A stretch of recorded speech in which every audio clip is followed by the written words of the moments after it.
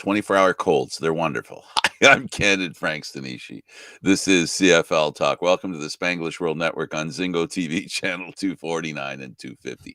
Please remember to download the Zingo TV app at the respective app stores for iOS and Android devices. While you download, make sure you're download the app. Make sure you rate and leave a comment. Both apps are absolutely free. Zingo TV is available on Google Chromecast, Amazon Fire TV sticks, Roku sticks, and also on all smart TVs 2016 forward. Now, joining me as usual, of course, is David Morassutti of Sportsnet, a writer on their webpage. And I guess you call it your webpage or web channel?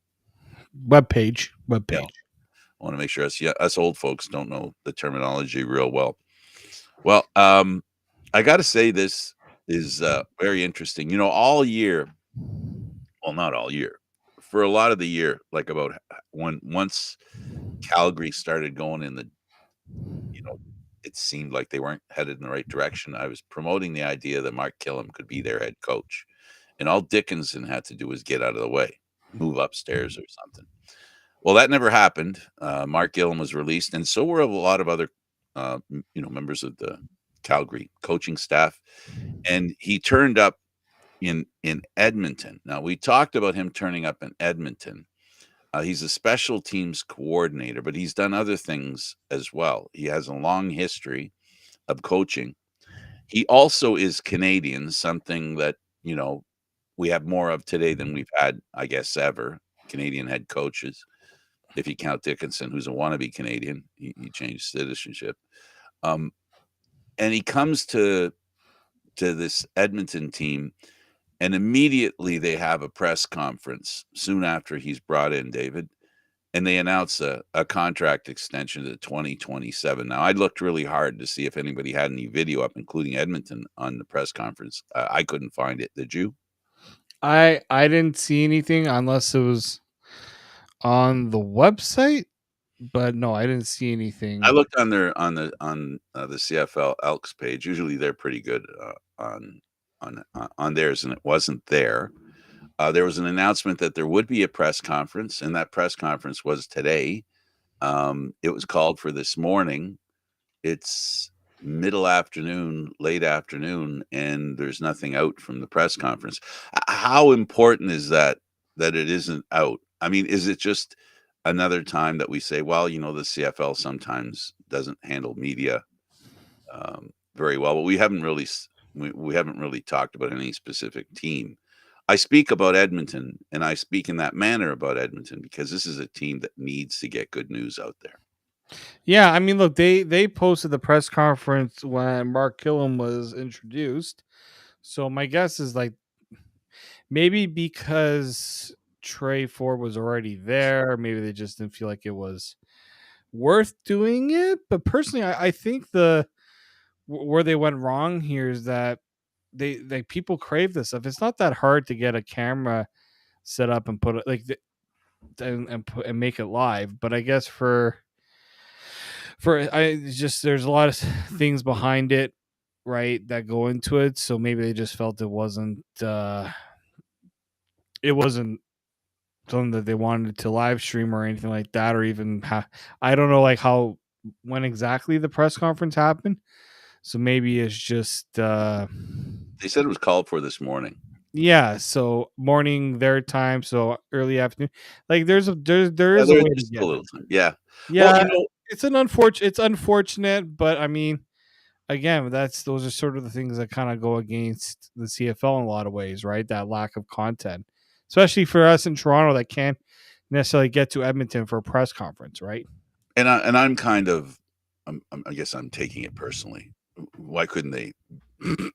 I'm just kidding. It's that time of year. Content's really important, and we like to do the show once a week, and we like to talk about things. I would have loved to have seen the body language.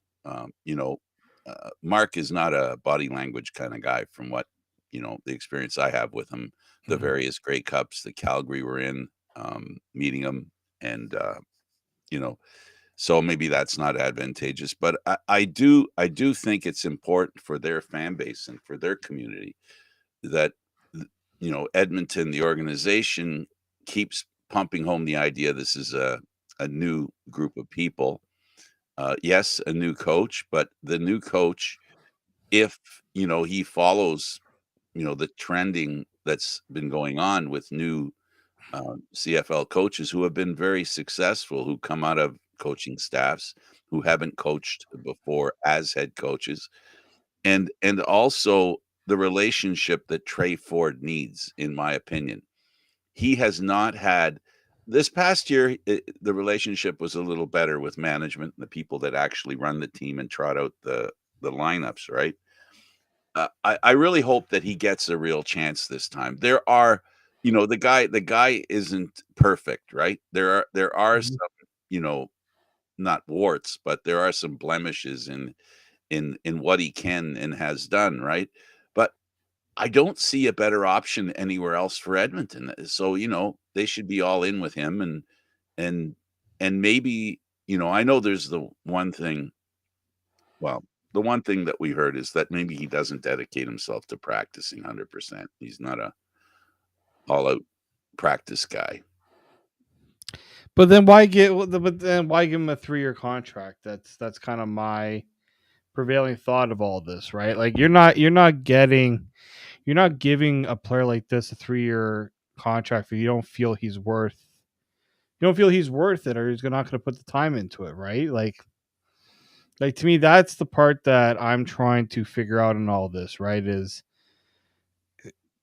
3-year deal would indicate to me that you are ready to say he is our quarterback, he is our guy. You don't give 3-year contracts to a player that maybe he can be our starting quarterback. I don't know many quarterbacks in the CFL or players in the CFL that get 3-year deals after their rookie deal to maybe be a starting quarterback. I think this is Edmonton saying, we know you can do it. We believe you can do it because we are making this commitment to show you we know you can do it. Yeah, And that's what this whole deal says to me. yeah, and but for me, it says that, and I should say, not but, and um, I think the relationship between Trey Ford and his head coach now, because of the way they handled it, because of the way they did it, did he need a contract? Did he have to have a contract?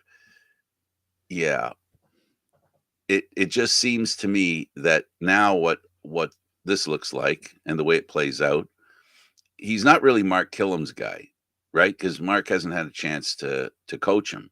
So he's the guy that the vice president and general manager of the Edmonton Elks feels is a good part of the team fitting into, Killam's plans. I just think it would have been better if, Killam was the coach and then they showed him that kind of support. I don't know if you know what I'm saying or the hair I'm splitting. I don't know. It just seems to me that this looks now like, okay, Killam, you're the head coach, but this is your guy for 3 years. That's what it looks like to me. Well, to me, I think one of the first things Ed Hervey did when he spoke with Mark Killam, he says, "Do you think Trade Ford's our guy?" Right? I think that had to have been a conversation before they even made that hire. Right? You again, I know contracts in the CFL sometimes get muddied a little bit, and what are Yeah, they're not guarantees? guaranteed. Well, there's now partial guarantees, right? And how they are kind of put out there. And I was trying to see, like, Ed Hervey said that he was wiping the slate clean, right? Yeah. It's a new. He was on one of their radio stations. I did see that. And it's basically saying it's a clean slate, starting fresh, new head coach, new general manager, all that stuff in the past, gone, right? And so I'm very curious to see now. Yeah, like again, we didn't get a chance to see. Um, we didn't get a chance to see what Mark Killam had to say about this. I'm sure. Again, he's not doing this if he didn't believe it. Now, I'm looking at the deal here based on what Three Down Nation has reported. So this year he's getting $100,000 signing bonus. That right there, that's an That's important guaranteed. figure in any. You can't take that back. So he will make up to $367,000 this year. That's a decent chunk of change for quarterback. It's Oh, not. especially a quarterback that hasn't established himself as a Yeah. number one. He In scratched around the surface, maybe. so 2026, he can earn 400,000 in playtime and hard money combined. So 425,000 maximum. And then in the final year of his deal, he can make over $440,000. Wow. I mean, you and I have promoted the guy, right? So people should know that we're high on him Yes. as a quarterback in Edmonton. It appears Like, Edmonton management's high on him being and, the guy too. and look, I think the thing here is that this team needed to solidify that before they did anything else. They want to come and attract free agents. Free agents are going to say, "Well, who's your quarterback? Who's the guy that's going to be throwing me a receiver? Who's throwing me the football? Running back? Offensive lineman? Anything? Right? They need to know who the quarterback." So, and look, with the way that the landscape is moving, they kind of needed to do this to tell the rest of the league, this is our guy. Our quarterback room's still not solidified yet. I don't think there's any other quarterback signed, right? With McLeod, I don't think he was. I think his was a 1-year deal. So I'm very curious to see. It sounds like this is his job. Yeah, and The- it sounds like they don't have much money left over for a guy like McLeod. and like, I don't think they'd want to pay him McLeod. Like, go get a backup. They need a backup. Now, does that make them? I don't know if it'll work out, but does that make them a player for Nick Arbuckle? Right, a guy who knows he's not going to start, but can be ready to go if needed. Yes, you bring up Arbuckle. The question is, how much is he willing to take to continue playing, right? That's the question. We don't know. I don't know. I don't know if you know. Is Arbuckle, um, is he expecting a certain level of salary? And if that level of salary doesn't work well on a team because of the salary already being paid by the quarterback to the other quarterback, that might cause things to be a little iffy. My question is, in my opinion, is now this press conference. So one thing that it has, um, there is an attempt by upper management with Edmonton is to stabilize the quarterbacking position. If there's been nothing, if there's been nothing worse, I don't think there's been anything worse with Edmonton than their lack of quarterback stability over the last 4 or 5 years. And I think this is this is Hervey's attempt to send the message, to tack on what you said about bringing players in, to say, we are stable at quarterback. We have a plan. There is no, we'll see what Trey Ford does. Let's bring McLeod in. Maybe he can be the kind of quarterback he was in Toronto to get his team to the Grey Cup. All those ifs, right? Now what they're saying is, I mean, there's a big if. If Trey Ford can meet up, what I think is what Edmonton is selling. They're selling the idea we've got stability now at quarterback. We're not playing this game anymore, a trial and error. We've got our guy. He's it. What do you think? And people like you and I, and I'll speak for myself first. I think they'll be okay if Trey Ford is given a real chance. I've promoted the idea of having him. I've heard you do it, but I'll let you speak on it. Is he the right guy for Edmonton? I think you said something like he's the best guy for Edmonton, right? And so Yeah. I agree with you. So I Well, agree with who else is there? McLeod, no. Cody Fajardo? I don't think so. I'm not taking Cody Fajardo over Trey Harris. Ford. Just re-upped with the Trevor right. Harris is back with Saskatchewan. You missed out. If you really, really, really wanted a quarterback, Vernon Adams would have been the guy, but he's gone. He's Right. So to me, he Trey Ford was the best option. And frankly, you look at the quarterbacks in the West: Zach Collaros, Vernon Adams, Nathan Rourke, Trevor Harris, um, And and now yeah, Trey Ford. right. That is a tough division. Like they couldn't go with a maybe option. They had to go with a guy they believe can compete. Right now, it's up to them now to build around it. Right, and I think that's what this new regime is going to have to do, and they have to do it in a way that's going to help a team like that's doing a whole new slate, right? Clean slate. That Absolutely. takes time, but it's also how much time does this group have, right? How quick, how patient are they willing to be as well? Absolutely. All right. So, yeah, let's see what Edmonton does. Um, Hervey has a lot of experience. He was in Edmonton before. He understands the fan base. He doesn't necessarily understand the management team because they've got a new ownership. So that's a little different. But they've decided to come back with him. Well, at least new leadership. So let's talk about Harris and him coming back with the Riders. There wasn't really. I didn't hear, yeah, I'm coming back. Everything, in the team saying, yeah, he's coming back. This really was. Um, this really was a signing not coming out of nowhere, but it wasn't coming out of predictability either. That fair?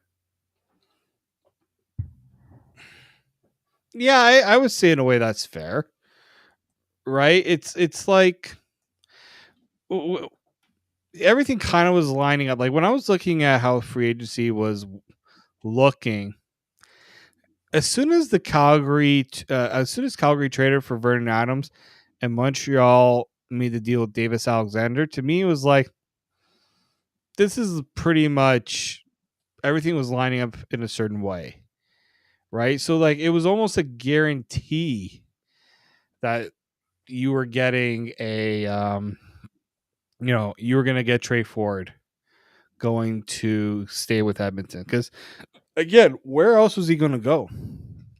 And maybe in a way that was Edmonton's leverage to get the 3-year deal and to get him at no maybe less money than maybe I don't know if he felt he I don't know, we don't know how much he was looking for, but you get 3 years over $1 million if everything all you hit all your incentives and stuff.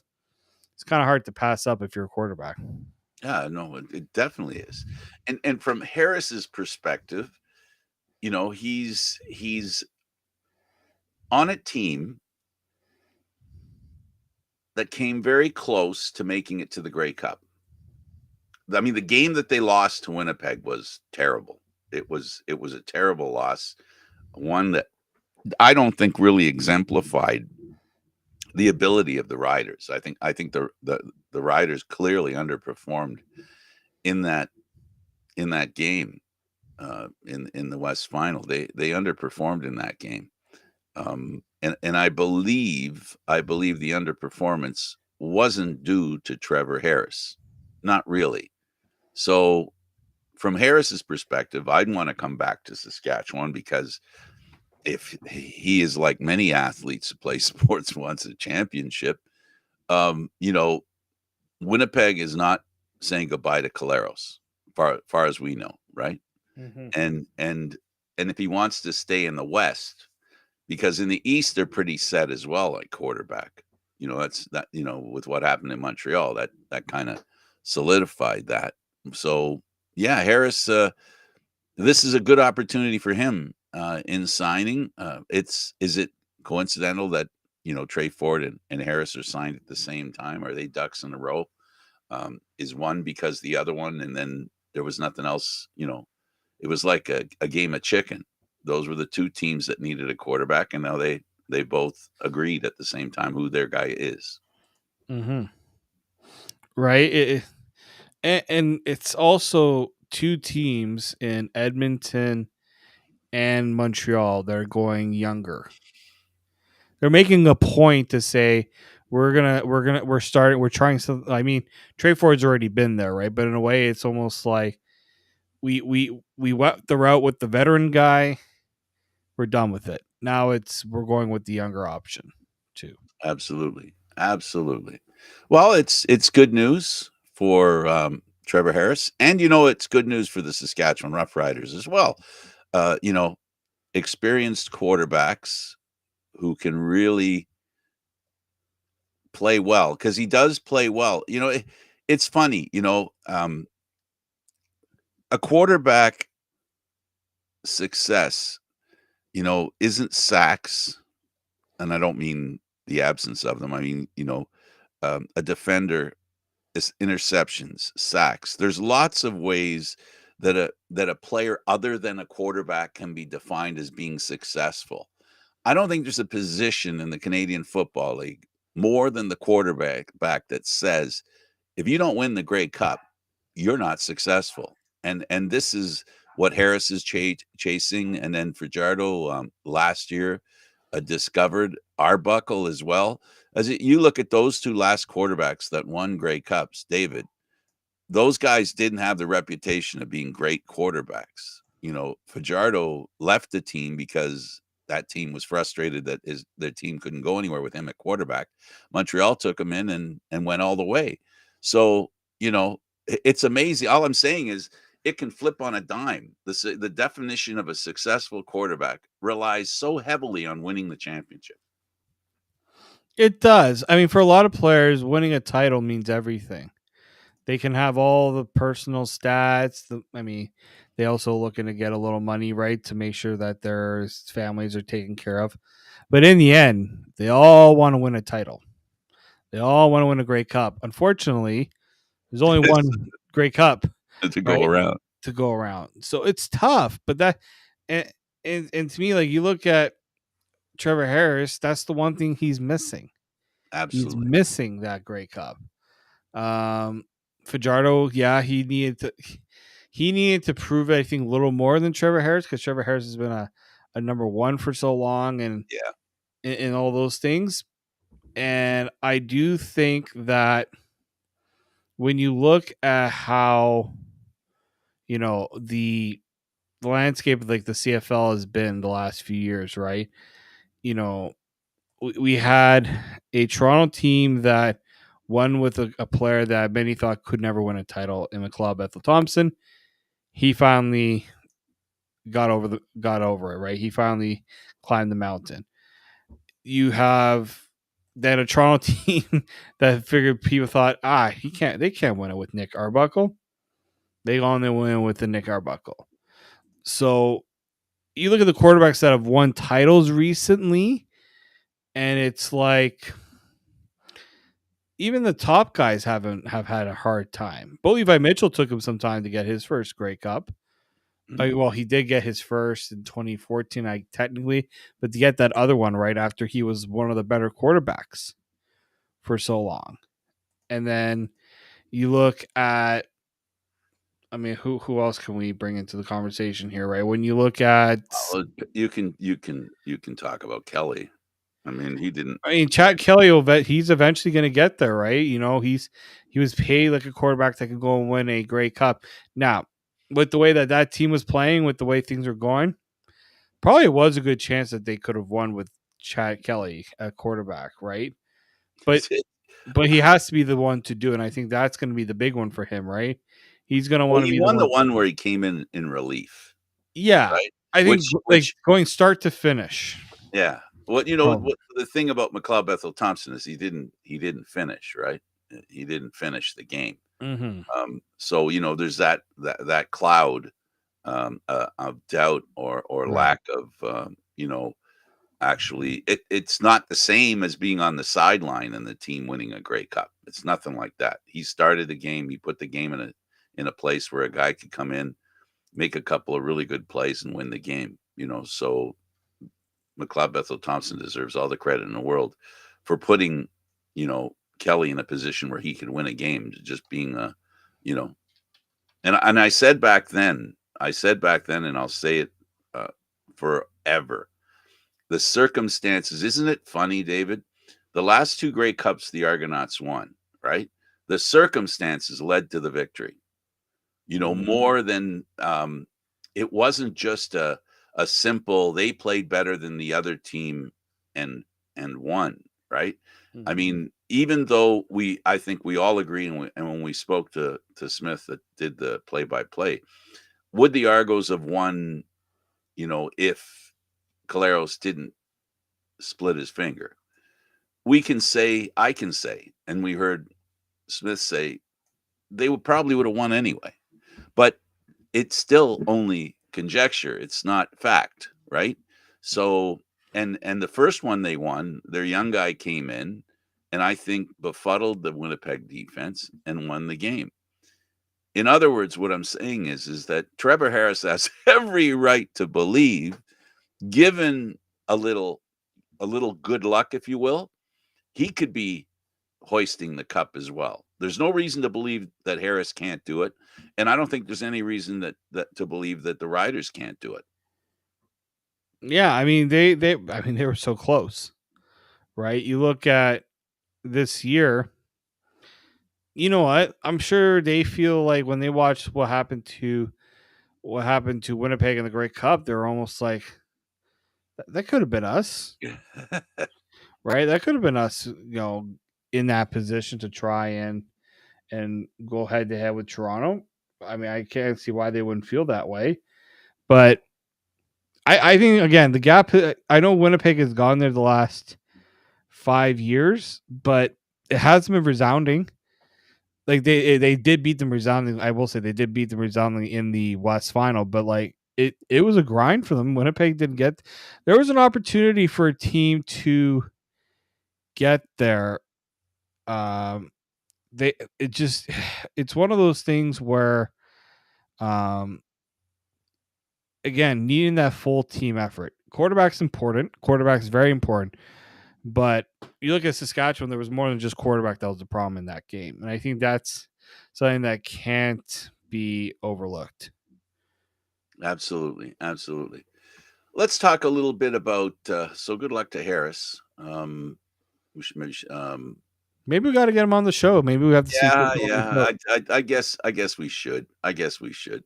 Um, let's talk about free agents,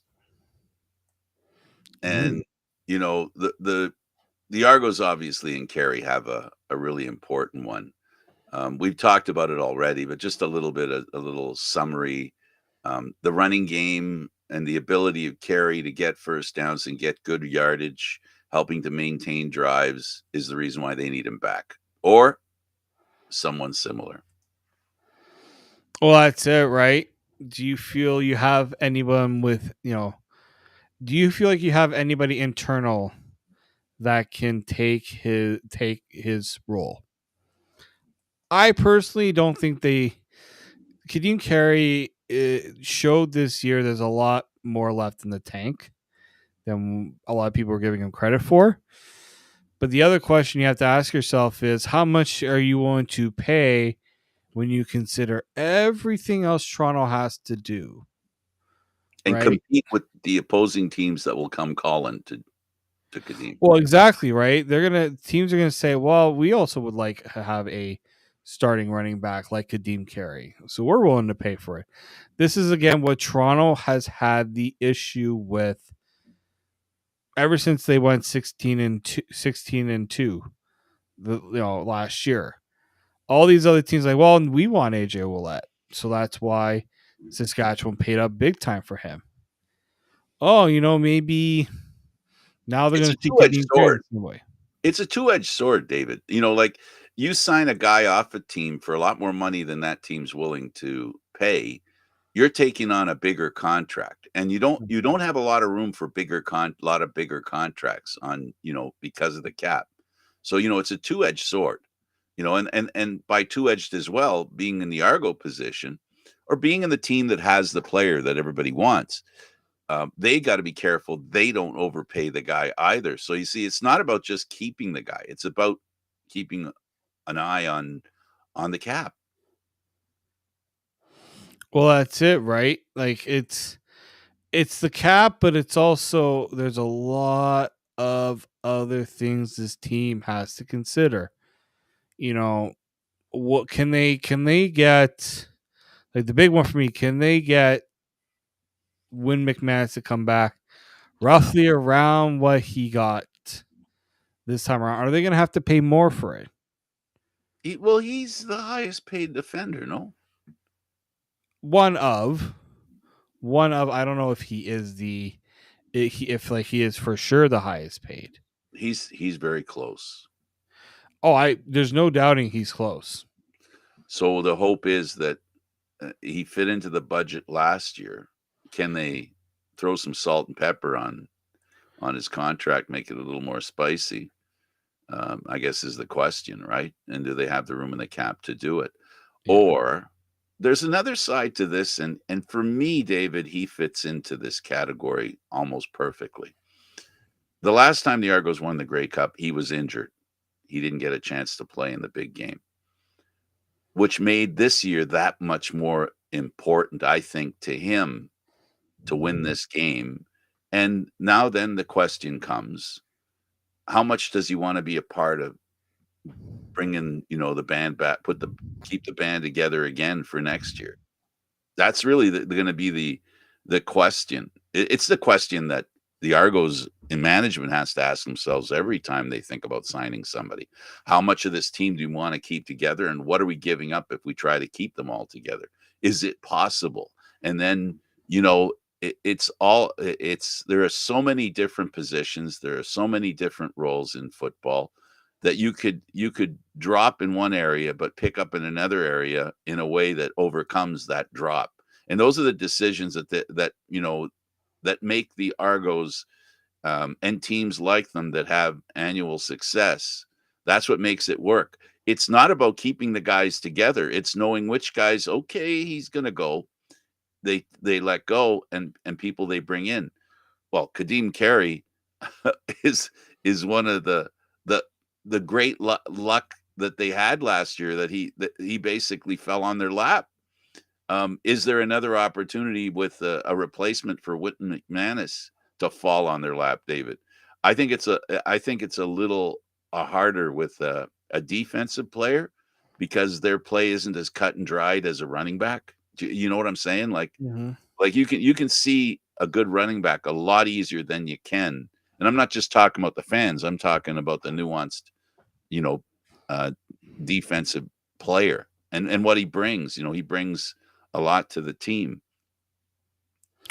Well, I think like a player like Win, a good linebacker, one that it's not just what he does on the field. We have to remember there's a lot he does off the field that doesn't get recognized. I mean, that's why, you know, he is so coveted. And you notice the difference with him in the lineup versus him not in the lineup. Yeah, you're spouting that thing that you and I both believe in. That is, he makes the other players on the team better. He That's does. quality. That's a quality that isn't just. It just doesn't just happen, right?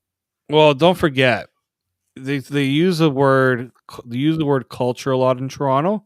Hmm. He is the player that sets the culture, By especially on definition, defense. he's the definition of the culture the Argos are trying to promote. Exactly. Right. So that to me is the biggest part of this whole thing is that you've got a player who you know is valuable, but how valuable? I think they are going to make a good offer to him. I don't if he leaves, I personally don't think it's gonna be because the Toronto shortchanged them. Maybe they're gonna ask him to try to take a bit less, but I don't think they're gonna go, well, we think you need to take a pay cut to stay here. Well, I don't think on the flip side, David, for him to leave Toronto, somebody's going to have to offer him. They're going to have to blow his socks off, yeah. right? That's what I think, because he really does like winning. He likes being a part of winning, and the culture that you're defining here with the Argos is about. It's a culture that tends to create a winning situation, and leaving a winning situation is something that's real hard.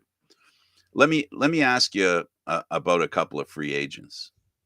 Um, you know, the Argos traded Sean McEwen, Yep. and he was in Calgary. I don't think his stock fell. He's a great pass protector, and I really think that Calgary has to keep him now that they brought Adams in. I think for sure. I think that Calgary always they're always like, proud of their offensive linemen. Sean McHugh, we know he went back not just because Calgary maybe made him a good offer, but because he went back home for family reasons, closer to home in Calgary, right? So that was another thing that, in my opinion, was I don't think I don't think it was. I think it's got a little overlooked.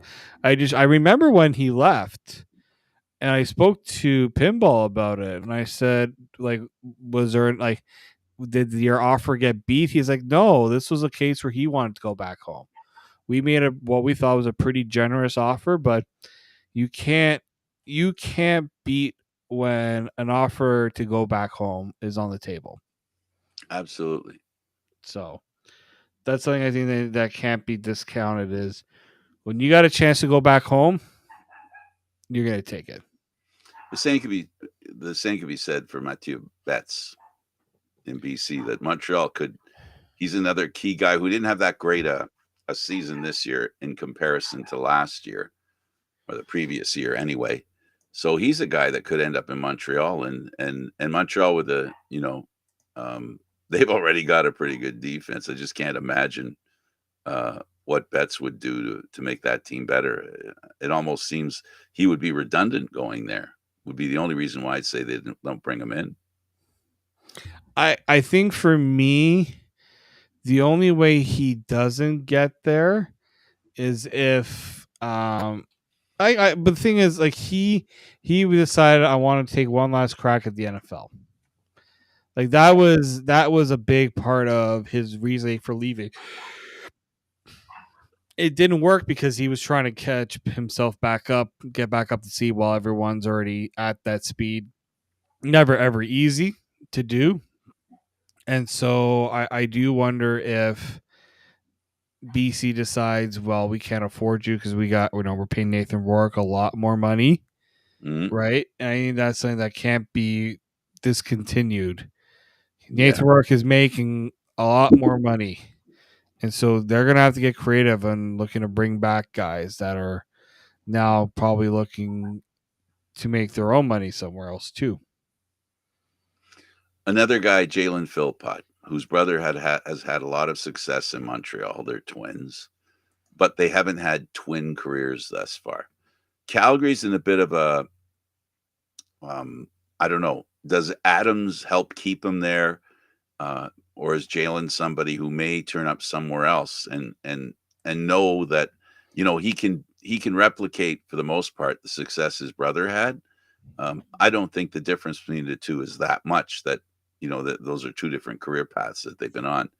Does he go somewhere else? And he's you know, again, I'm talking Canadians here that could help Yeah, change fortunes of other teams.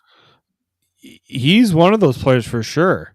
Like you're Calgary, you definitely want him back, but you're also having to, to balance the fact that it's not easy just to bring everyone back. And look, those players are very coveted.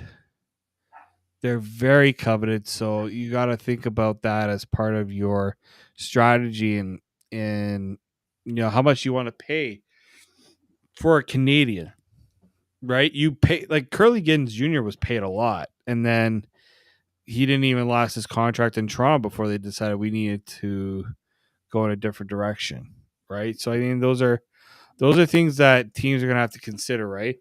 If we give Absolutely. him the money, we believe he can be a game changer as a Canadian player. And we I don't, but you might. The other thing is, it's about who's the player behind the player they're thinking about signing. There's that.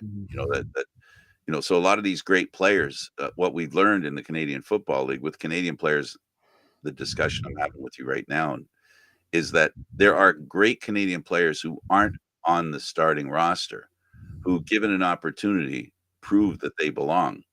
And the hint of that teams know, and there's a gamble that they make. For example, when Curly Gittins was sent, I mean, a lot of people knew, we knew that the Argos had the depth to do that. But did we know how much depth they had? Because this year they came back even stronger in Canadian receivers. Well, again, it's Every the team has investment. a situation. Yeah, it's the investment you put in that position, right? You can't just you can't be a team that feels like you've brought in players. It's knowing you have the confidence in them to be that type of game changer. I think that's the important thing too when it comes to, like, yeah, Toronto drafted a bunch of Canadian receivers, right? Not just draft them, but draft them quite high, Mhm. right? Kevin Mittal, top 5 pick. Dejon Brissett, first first overall pick. I'm pretty sure he was first overall in 2020. Um, David Unger. They went and they signed, right. They they have really made it a point to say we need that good Canadian core. And that's been such a crucial part of what has made them successful. And if you have a Canadian at one end of the lineup, it puts less pressure on the other end of the lineup. And that's why Canadians are so important. It's the counter it's the counterbalance that they create on a team to help create the balance, right? Two guys I'll put together, Adam Auclair and Royce Mechie, two guys in defenses that play key positions or play their positions in a key way. I know a defensive back doesn't have the same cachet as a linebacker like Adam Auclair, but this is what Canadian football players are doing. You know, Auclair is a legitimate star linebacker, and again that balance of Canadian American or Canadian import comes into play here with that kind of guy if you can bring him in. Mm-hmm. Well, again, it's one of those things where you, teams teams have been better at valuing Canadian talent more so than past years. But at times, I feel like it's still an under. It's an area that gets overlooked in a lot of ways, right? I look back. Winnipeg was the team that was big on it, right? And look what happened right now. Now teams have started to copy it, not even copy it, but have understood the desire to be better in that area. And look at what Hamilton's done. They went and they took one of their guys from that front office to say, okay, that's an area, like if I'm Hamilton, we've struggled drafting impactful players in the draft, right? Maybe this is an area we need to focus on. So what we're going to do, we're going to go and bring in a guy that worked in Winnipeg that can help us in that area. And I think that when you look at what Hamilton's been going through this offseason, that's the part that can't be overlooked. Right? You go and you get a new GM, you lose a GM like at Herbie. So what do? You go and you poach a team that has dominated the CFL since 2019. Yep. And then you have the players that teammates want to have back. There are not many players that can make that kind of demand other than a quarterback. And in Hamilton, David Beard is free to sign with anyone. And Bo Levi Mitchell, I'm sure, is talking to management going, no, I want this guy back because I had a real great offensive season and he's part of the reason why it was so good. Don't let him go. I want to keep him. And Mm-hmm. this is one of those guys that offensive lineman where we talk all year about teams whose offensive line has not been so successful and creates a situation where offense isn't as effective because of their inability to get a good offensive line. This guy's an anchor in an offensive line. He's going to be. There are a lot of teams that are going to want him, and there are a lot of quarterbacks out there that wouldn't mind a guy like him in front of them. That's a position that always gets like Saskatchewan has been big the last few years in trying to upgrade their offensive line. BC has done the same, right? Toronto's done it a lot. it's for him. Yeah, I mean, you talk about a quarterback wanting to bring his own guy back. It was asked during the end of the East semifinal press conference to Drew Brown, will you go to management and be a bit more hands on in how the team is built? And he kind of he kind of shied away from that. And to me, that was an opportunity for him to say, yeah, I would like to be more involved in that process because there are players I want back and there might be players I want to have. Right. And so, yeah, I think if you're Hamilton, if you're committing to Bo Levi Mitchell, what appears they are, you need to have an offensive line that's going to help him keep him upright. Because again, he had a rough season, but he was picking it up at the right time and showing the team that maybe there is something there, but you got to be able to build around him. They haven't been good enough at building around Bo Levi Mitchell. And they're going to have to spend a little more money on the other side of the ball as well, David. You know, the temptation to spend more money on the other side of the ball because they've had problems at, you know, their defense is the main reason why the team wasn't as successful because the offense was hitting on all cylinders there most of the season. Another guy I'd like to talk about is a Ford. Now, because Trey Ford has been signed, You just basically he was the guy to be signed, and he was. Then there's Terrell Ford in Winnipeg, who we've seen this year help. He was a big part of getting Winnipeg to the Grey Cup. Big play defensive back. you He's gonna get a lot of attention. I was literally about to go there. I was about to say that if you are Hamilton, if there's a player you should go and target, it is Terrell Ford. Two reasons. One, a prominent Canadian player at an important position, defensive back. He is also a local product. Niagara Falls. You don't Not think he would maybe enjoy the cooking. ability to go home? Yes, for sure. He's had a lot of success in Winnipeg this year. It was a slow start. Eventually got his footing there. Went all the way to the Grey Cup. But I think if you're Hamilton, they always like to go and poach other teams' Canadian players or even defensive Yeah, players. but they're going to have Now, to do it with a little more, success. They've signed a lot of contracts, but this has got to be the year where stuff starts to gel for Hamilton yeah. because that's been their biggest problem. It isn't the talent they brought in; it's how it's gelled that's been the problem. Mhm. Well, I think that's it. You have to find that right chemistry. You have to have the coaching that's going to get them to there as well. Is that possible now in Hamilton? We'll see, right? But the reason why I also bring up Terrell Ford, we just talked about Hamilton. Where was Hamilton's general manager just working?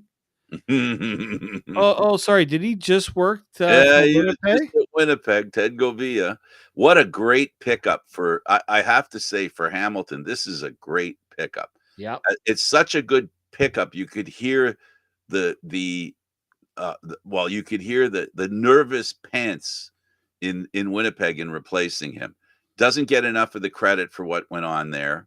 The same thing that actually it's funny, it's ironic really that they brought Govia in and they lost Burke, who basically I think they're interchangeable when they were in the positions of assistant general manager. They're two guys that have outgrown the position, and he's ready to be a GM. And without the bad luck that Sean Burke had in his first couple of years in Ottawa, he made a lot of great moves, but they all got well, they got piled on by injuries. But we'll see what Gavia can do in Hamilton, and he's a GM, and he has a relationship with players, and maybe Ty Ford is one of those guys. Yeah, I mean, to me, that's where I think if you're Winnipeg, you're like, oh, we might lose some guys because the Hamilton might have a budget for it, right? Hmm. We'll see. You talk about, I think Hamilton's going to be a team to watch because they've been close, but they haven't gotten there just yet, right? In terms of finding those, getting the right mix. And you talk about getting the right mix, and I think Ted's gonna really help Hamilton have a proper vision and what they want all three phases to look like. It's more than just defense too. I also think the special teams is another issue where they have to look at improving that as well. David, I'll say another thing. As a person who's watched Hamilton closely, because I go to a few of their games, even when the Argos aren't playing. And I have to say, the biggest challenge for Hamilton this year with the signing of Govia as their GM, they are the definition of too many cooks spoil the broth. They have so many people involved in that team from a management perspective, including their president, who came from coaching and general manager. There's going to have to be, I think, for Ted Govia to have success, he's going to have to be given the power to show that he can deliver that success. One of the biggest Hamilton problems, in my opinion, is they've always had a lot of really smart people, a lot of smart people in the organization around the players and their development, their being brought in and all that stuff. I think it's time for them, for those tall foreheads they have in Hamilton, to take a back seat and let a guy have one thought and pursue that plan, his single plan, and not have to make it fit into somebody else's plan. That's, to me, from the outside, that's what I'll say about Hamilton, is they need a streamlined management situation that affords a good, solid plan that someone can attack without worrying about satisfying other plans that also feel they need to be heard. I really think that's, if they give Govia the full control of that team, it may not be this year, but I believe that he's as good as Burke was when he went to Ottawa. With a little bit of luck, Govia will have a little more success than Burke had in Ottawa. But to me, they're similar. They're very similar. Yeah, they are very similar, and I just think it's where the league is going, right? Having guys who truly understand the Canadian landscape. Hopefully, Hamilton's got it right this time, because they thought with the vision that they had with Orlando Steinauer was the right way, and it hasn't proven to be working in the way that I think they expected. So That's I'm true. curious to see if I it might be one of those things where if they don't get it going soon, I really chew wonder where it goes now. Well, the fan base deserves better. The owner has done everything he can, even brought in partners in ownership to help make sure that Hamilton has the ability to put together the best management team that they can. Hamilton has not, again, this is on the other side of the coin of what I said. It's not like they haven't brought enough people in that know the game of football that can help. That isn't the problem. It's not the problem they've had over the years. And I gotta say, if Hamilton straightens their act out, and it's defense, and with Govia coming from Winnipeg, I think he's seen what winning looks like for a little while. He might have an understanding of the way it should look, and I think that's an important factor in putting together a team. You have to know what it looks like. You have to know what winning looks like. Just like players, when you're playing on a team and you make it to the Grey Cup, you got a front seat to what it takes. And I think that's important. I think it's important that Grey Cup victories and Grey Cup experience will help get you there again or for the first time. Yeah, no, I mean, it's having the culture, setting the culture right. I think that's the other thing that needs to be, that can't be overlooked, right? In a lot of ways, is they go. Toronto did it when they went after Calgary. All the guys in Calgary. Now I think you're going to start seeing it in Winnipeg. A lot of players and things coming out of Winnipeg, because you know what? Some players might just be like, yeah, we made it 5 straight times, but I've also lost it the last 3 years. Yeah. And it might just be one of those, okay, we got to go in a different direction now. I agree with you. And what else? I'll throw a qualifier in there, a little devil's advocacy. It could end up being like what happened with Mace. A lot of people thought, oh boy, half the Argo defense is going to Saskatchewan. Well, it never happened. It didn't happen. So there's that too, right? Doesn't necessarily mean it's going to happen. It's just there's an opportunity there where you have a GM who knows that team so well and knows what winning looks like and how they can be a big part of winning. So yeah, it's going to be fun. It's going to be fun being in Hamilton for Hamilton fans because if and when this team turns things around, David, the Eastern Division of the Canadian Football League, if you don't have a ticket to an Eastern Division game this year, you're going to be missing some pretty exciting football. I really believe this is. I keep saying, and I have to say, recently it's come true. I've said that this is the best East Division we've had in a while, and I can say it again, and I can say it even, having said it after two different teams in the East won consecutive Grey Cups. If that doesn't say the East has improved, what else does? Yeah, no, I think you're right. And they're doing it with good records in the regular season. Are not doing it with sub 500 records too. And it's a great situation to be in, to win against good teams, win against great teams, win against teams you're not supposed to beat. So that's the opportunity for Hamilton. And this is the time of year where everybody has a shot and we can dissect every move that happens. So in Edmonton, to review, they have themselves a starting quarterback, one that they've committed to in a way that they never have. We also know that every team now has a list of free agents that are Canadian to go after to see what they can do. Any other, if you were to review what we talked about today and how to look forward with that information that we've learned today. Yeah, it's been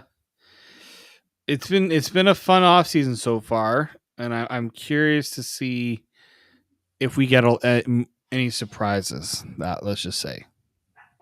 Yeah, and there's always room for them. But the neat thing about the Canadian Football League and the talent that plays in the Canadian Football League, it's amazing how surprised you are when they bring a guy in and he does stuff that you didn't think he could do. Like, not that Kadeem Carey wasn't a great, a great running back, and not that. And I'm sorry we keep talking about the Argos, but that's who I know the best. In all honesty, they have a kick returner they had fall in their lap, and now it's how the Canadian Football League works. There's so much talent out there. Given an opportunity, a lot of players that don't get the opportunity can get a chance to shine, and that's the fun part, as far as I'm concerned, in following the Canadian Football League. Yeah. No, for sure. Well, I guess we can call this one a wrap. Eduardo, get ready to pull the plug. Thanks to David Morassutti for joining us here on the show and an integral part. I'm Candid Frank Stanisci. Thank you for watching CFL Talk, airing live Mondays at 4 p.m. Eastern Standard Time. The show can also be heard on the Spanglish World Radio Network. For CFL Talk news, entertainment, and other sports programming we offer, check out spanglishworld.ca. Spanglish World, watch it here, read it, download it, live it. Thanks for watching, everybody.